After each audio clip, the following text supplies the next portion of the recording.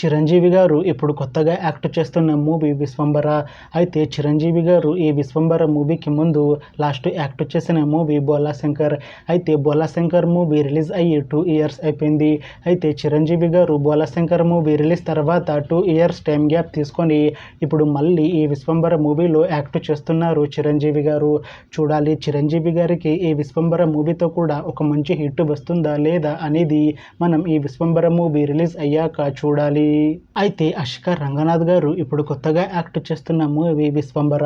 అయితే అషికా రంగనాథ్ గారు ఈ విశ్వంబర మూవీకి ముందు లాస్ట్ యాక్ట్ చేసిన మూవీ నాసామిరంగ.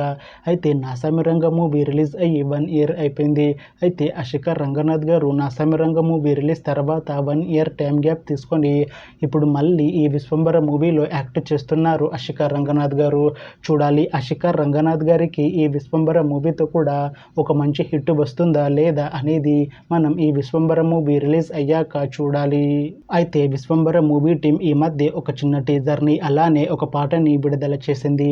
అయితే వాటికి మంచి రెస్పాన్స్ వచ్చింది.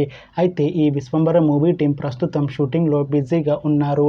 అయితే ఈ విశ్వంబర మూవీని ఈ అక్టోబర్ 18న రిలీజ్ చేసేలా ప్లాన్ చేస్తున్నారు మూవీ టీం.